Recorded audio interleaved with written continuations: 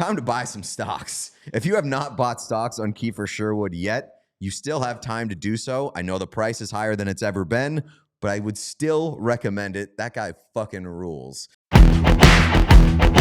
We want to get Kiefer Sherwood a while ago, and we just weren't able to make it happen. We're going to keep knocking on that door, though, because he rules. He had a big night last night. Here to tell you about it is What Chaos's own Pete Blackburn with a game report presented by me. So you know that I love me some late night Canucks games, and what's better than a late night Canucks game that exclusively features Kiefer Sherwood goals on the Vancouver Canucks side. So next slide, please. Last night, final score: Kiefer Sherwood 3, Colorado Avalanche 1. Thank you, Sean. The cost of those of that production: Kiefer Sherwood making $1.5 million this year, and the Colorado Avalanche a whopping cost of $96.4 million. Ooh, boy, what a bargain for Kiefer Sherwood. Next slide, Sean. It is Kiefer Sherwood's first career hat trick, and it had a whole lot of variety. As mentioned earlier, even strength goal, shorthanded goal, empty netter, the latter two unassisted. So he don't need no help. The shorthanded goal was unbelievable. Had an unbelievable step in the defensive zone, intercepts a pass, takeaway at the blue line, breakaway goal the other way. And you know me, my stance on hat tricks, they should be nullified if you get an empty netter, with the exception if it is scored on your own side of the ice or is unassisted.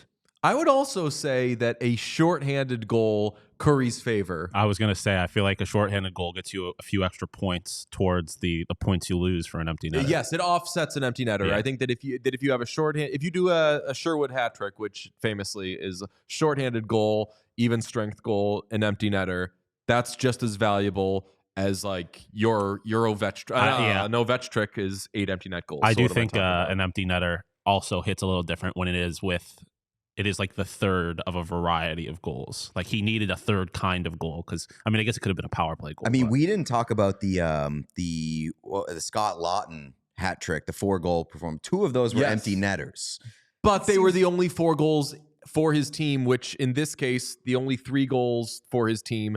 If you have an empty netter in a 3-1 win, that's an important hardered empty netter.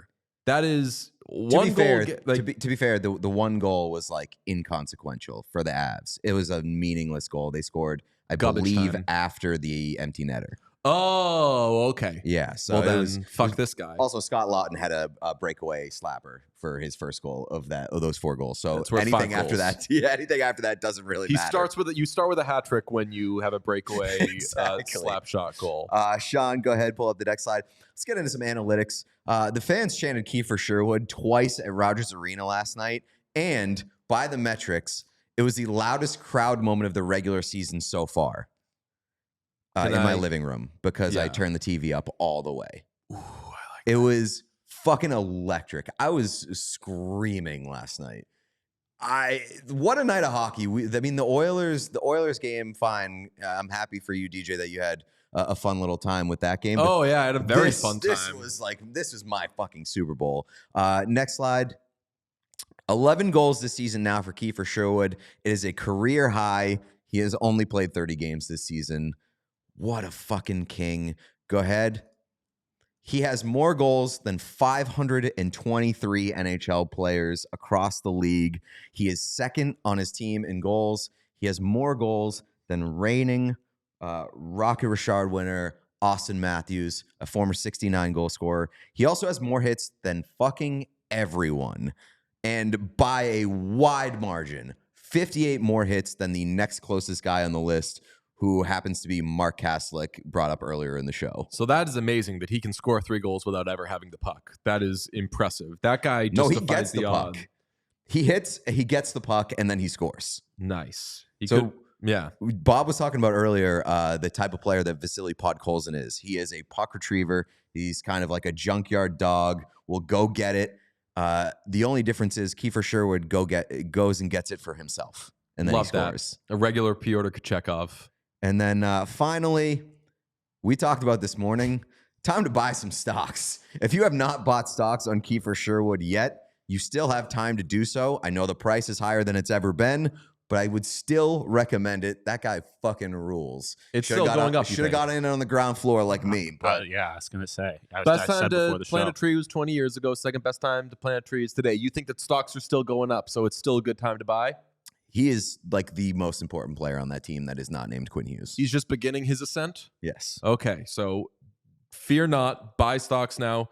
Great game report. Unbelievable game report. We now know all there is to know about. No, we don't know all there is to know about Kiefer Sherwood because he still hasn't come on the podcast. But I don't think that you'll ever know all that there is to know about Kiefer Sherwood because he seems like a very reserved kind of guy.